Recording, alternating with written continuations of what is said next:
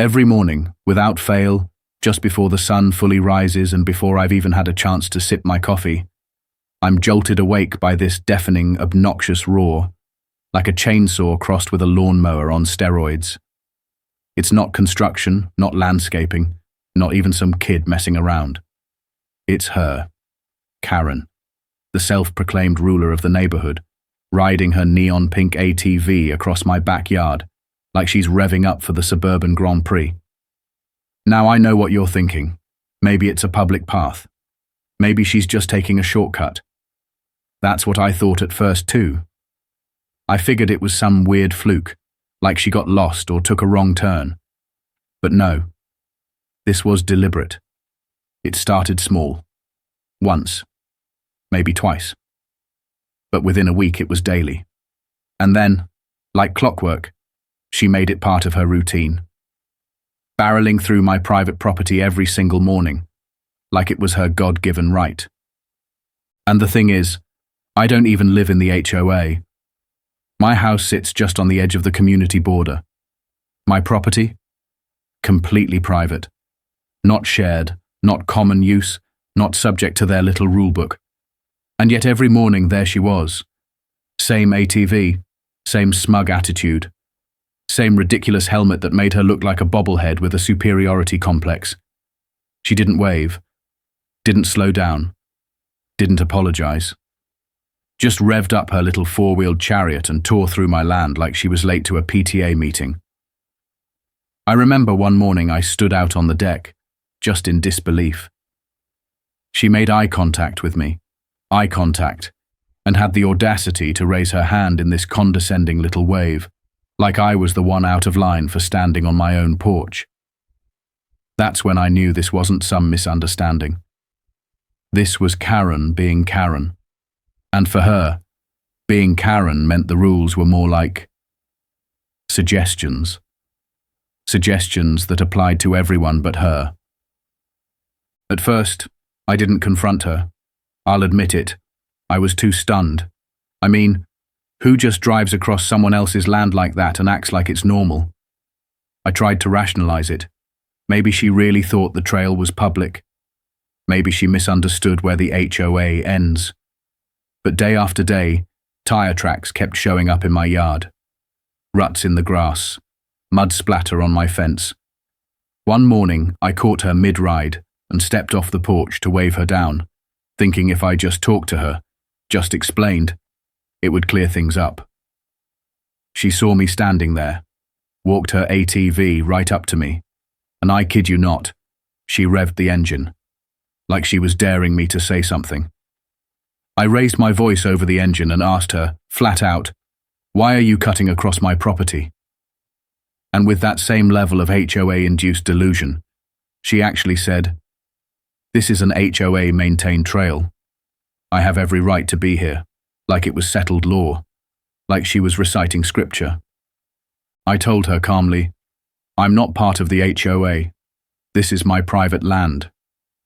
She didn't even pause, just waved her hand like I was some bothersome fly and said, "That doesn't matter.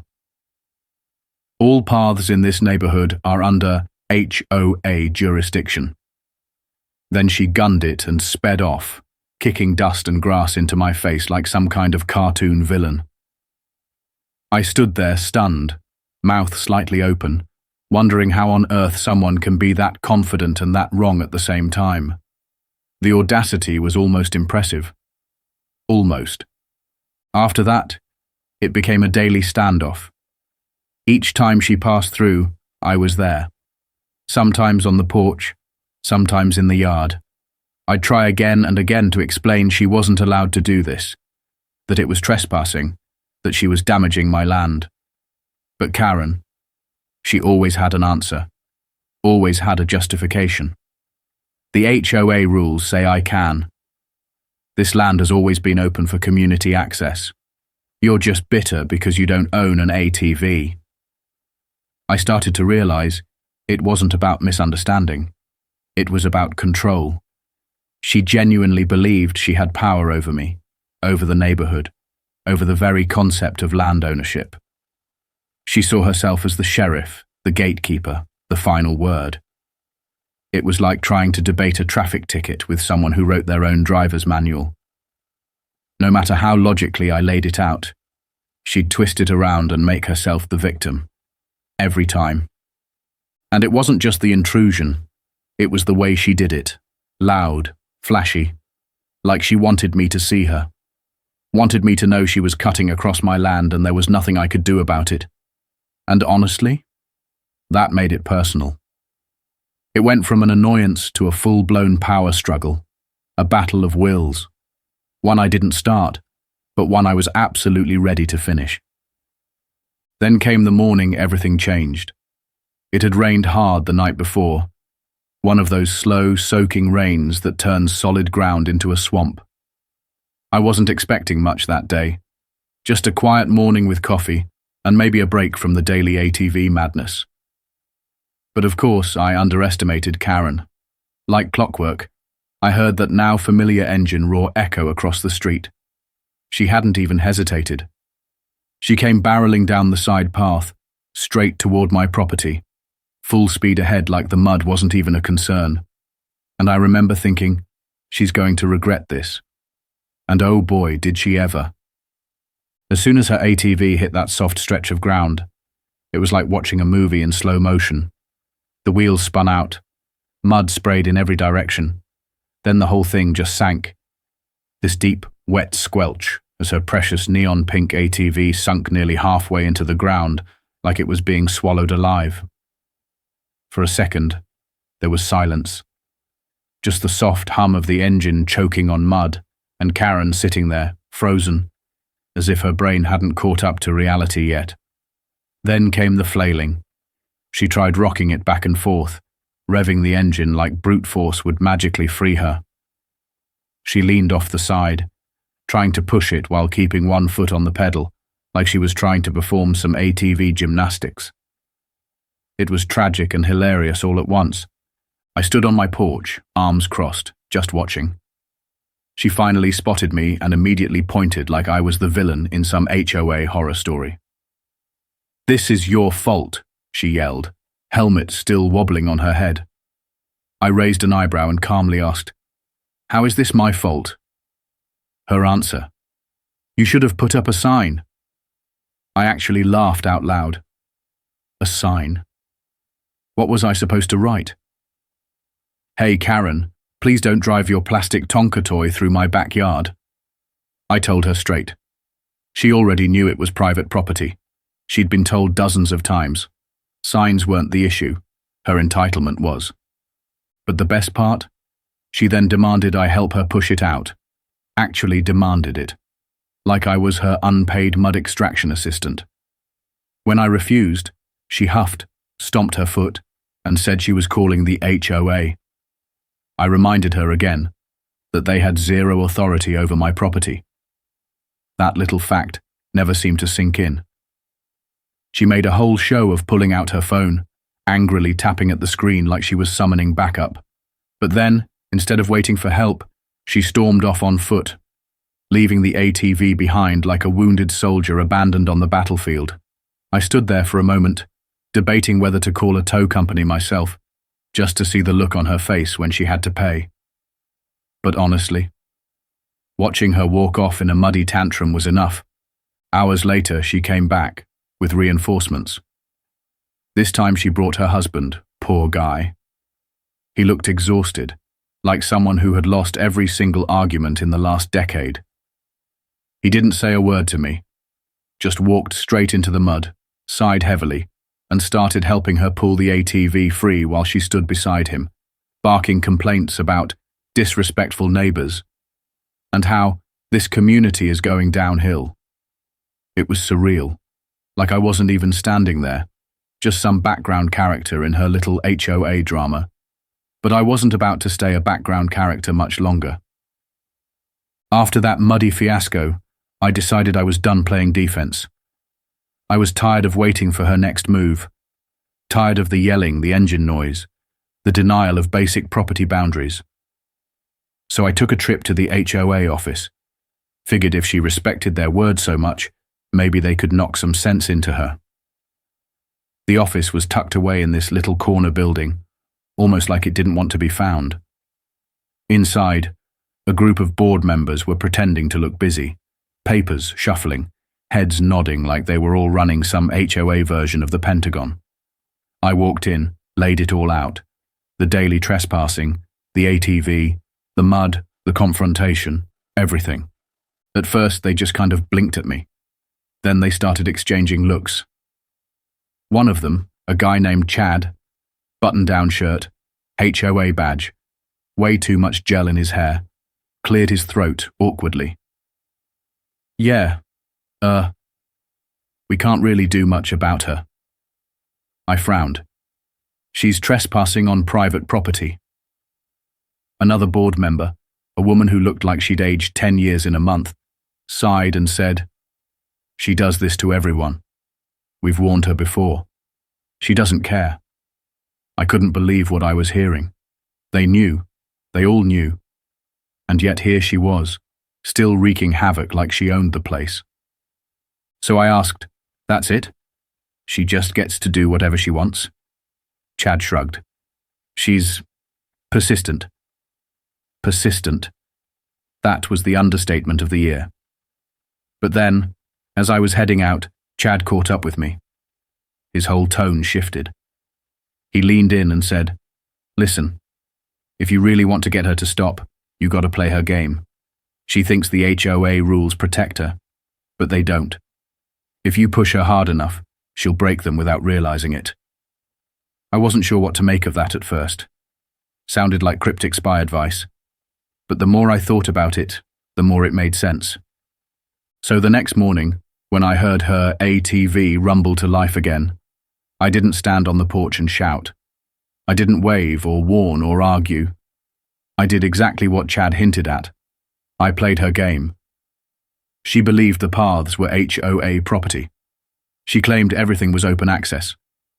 Fine. I followed her. She sped across my yard and up the trail she always took, so I walked right after her. Stayed on the same path. Didn't step off, didn't shout. I just followed, calm, quiet, steady. And the moment she noticed me, the reaction was gold. She slammed the brakes so hard she nearly flipped her ride. She whipped around, eyes wide, like she'd seen a ghost. "You're trespassing," she screamed. I just stood there and blinked.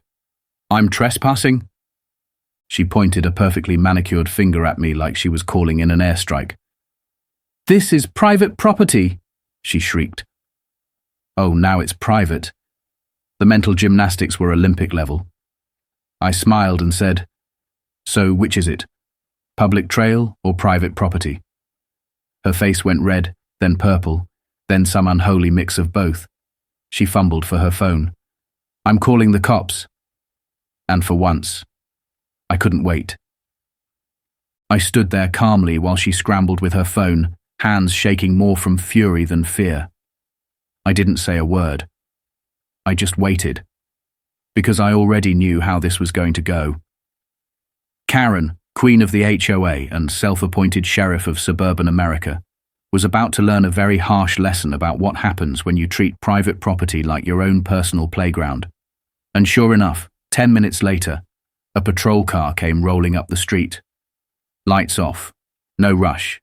Clearly not the emergency Karen made it out to be. 2 officers stepped out. One older, one younger. Both with the look of guys who'd seen this kind of petty neighborhood drama way too many times. Karen wasted no time. She sprinted toward them like she'd just survived a horror movie, waving her arms and launching into a full-blown performance. If you'd believed her version, I was apparently lurking in the bushes, stalking her like a predator, following her around with the intent to harass and intimidate. She made herself out to be some innocent victim of a dangerous man, with nothing better to do than terrorize his neighbors. I just stood back, arms crossed, letting her dig that hole as deep as she wanted. When the officers finally turned to me, I didn't argue. I didn't rant. I just pulled out my phone and hit play. And there it was, day after day of footage showing her trespassing, tearing through my yard, ignoring warnings, sinking in mud, yelling at me for her mistakes. And the cherry on top? Her yelling, "This is your fault." while up to her knees in muck. The older officer sighed and asked the only question that really mattered. "Ma'am, is this his property?" Karen blinked. Then, in what might be the most ridiculous moment of the entire saga, she actually nodded. "Well, not technically," she said, "but the HOA—" And that's when the younger officer cut her off. "Ma'am, the HOA doesn't own private land. Their rules don't override property deeds." She tried backpedaling, launching into some rant about shared trails and historic neighborhood access. None of it mattered. The footage was clear. The officers looked at me and asked if I wanted to press charges. For a moment, I was tempted. I could see the panic in her eyes. She was sweating under that oversized helmet, probably imagining mugshots and court dates. But I figured I didn't need to take it that far. Yet. I said no, not right now. But I would be filing an official complaint with the HOA.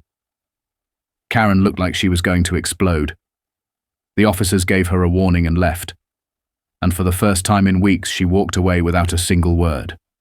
No shouting, no fake rules, no engine revving, just silence and pure humiliation. That silence didn't last long. Later that evening, I got a message from Chad, the same HOA board guy who'd given me the advice. It was a link to a neighborhood forum. Karen, apparently, had launched an online campaign trying to smear my name. She called me a stalker, a threat to community safety, and urged people to sign a petition to have me removed from the neighborhood entirely. Removed from my own house. I clicked the link and braced myself for the worst. And I laughed. Not one single person had signed. Not a neighbor, not a friend, not even her husband. In fact, someone had commented, "Karen, he owns the land. Stop embarrassing yourself." Another neighbor replied with a gif of popcorn. The tide was turning. And now that I had the support, or at least the quiet amusement, of the neighborhood, I decided it was time to flip the script entirely. If Karen loved the HOA so much, let's see how she handled being on the other end of their rulebook. I spent the next few days combing through their bylaws, regulations, and enforcement guidelines, like a lawyer prepping for court. And what I found was beautiful. Her shed. It extended 2 feet past the allowable setback line. Her garden decorations? Non-compliant with the HOA's approved aesthetic. And the ATV she worshipped like a deity? Unregistered. Unauthorized. And 100% in violation of vehicle rules in shared spaces. Armed with this arsenal of rule-breaking receipts, I filed a formal complaint with the HOA. The response was almost immediate. Within the week, Karen received a notice with multiple violations. Each came with its own fine, and not small ones either. Hundreds of dollars for each offense, plus deadlines to correct them. The next time I saw her, she wasn't on her ATV. She was stomping around her yard in a fury, yanking gnomes out of the soil like they had personally betrayed her. She caught me watching, of course, and shouted across the street, "Enjoying this?" I didn't even try to hide the grin. Actually, yeah, a little. She let out this dramatic groan and stormed back inside, slamming her door like a teenager grounded for the weekend. For the first time since this whole thing started, there were no ATV engines in the morning. No yelling. No territorial speeches about community trails. My property was finally, blissfully quiet. But I knew better than to assume it was over. Karen wasn't the type to go down without one last attempt at chaos. And I was right. Because a few days later, I caught her outside again, pacing around the edge of my yard, measuring something with what looked like a homemade ruler and a lot of attitude. Then, out of nowhere, she hammered a wooden sign into the ground right near my fence. I walked over slowly, still holding my coffee, and read it. In bold, hand-painted letters, "No trespassing, private HOA way." I stared at it, then at her, then back at the sign. "You serious with this?" I asked. She crossed her arms, puffing herself up like she'd just passed a new law. It's official. The HOA approved it. I couldn't help myself. I burst out laughing. No, they didn't, I said, already pulling out my phone. In fact, they just sent you a letter confirming you're the one who's been trespassing. Want me to forward you a copy? Her face twitched. She ripped the sign out of the ground like it had personally offended her and stormed off without another word. She thought she could twist the rules to suit her, but all she'd done was prove she couldn't follow them herself. The queen of HOA righteousness had just been dethroned by her own game. And the best part? She handed me the playbook. For a few weeks, things were actually peaceful. No more engine roars shaking the windows at sunrise. No more passive-aggressive yelling across the fence.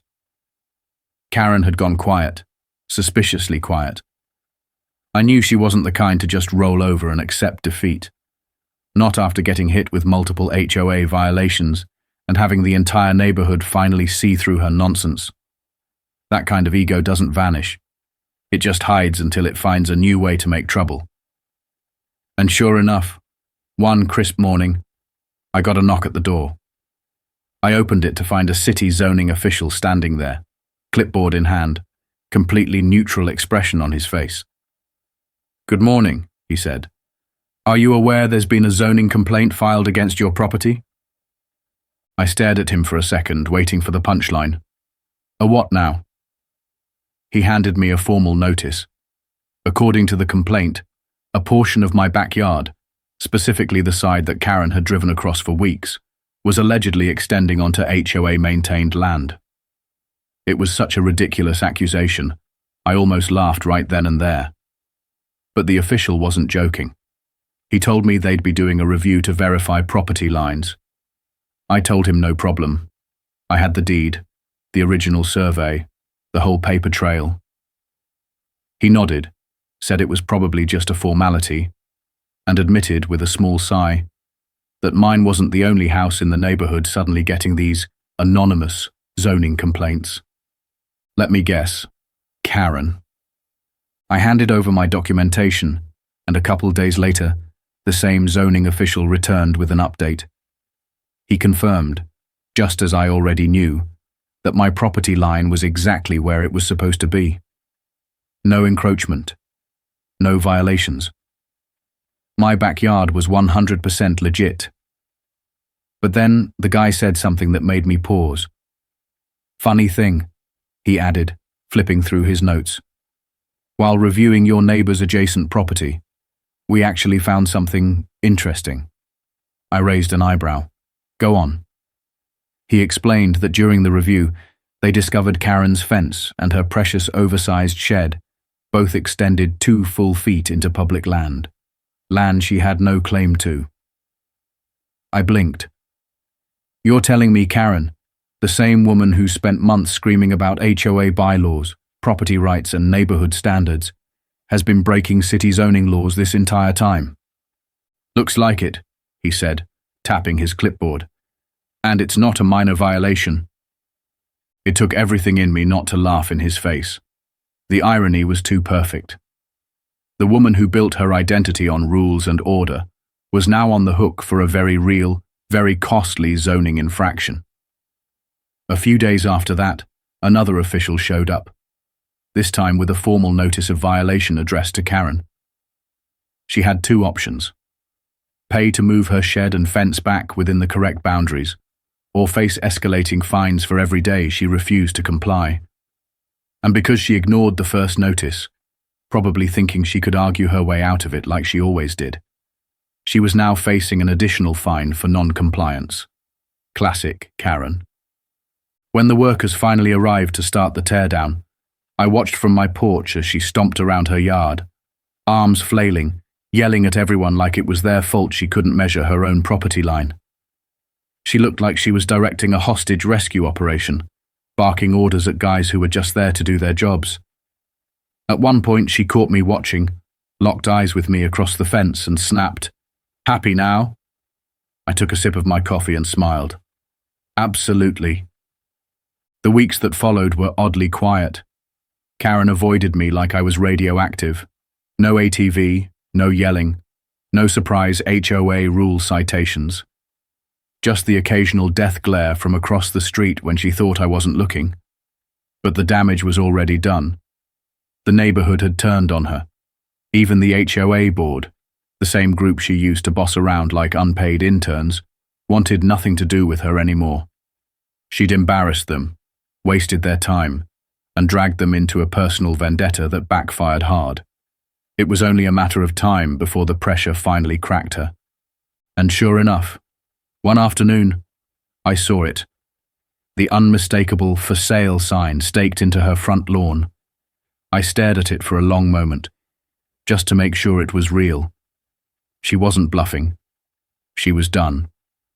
Whether it was the fines, the legal headaches, or just the realization that her little kingdom had crumbled, Karen had finally decided to pack up and leave.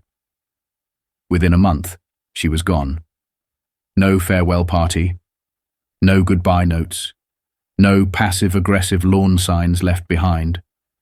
Just a moving truck, a few angry grunts, and the sound of her engine disappearing down the road for good. And here's the best part. The neighborhood threw a barbecue not long after.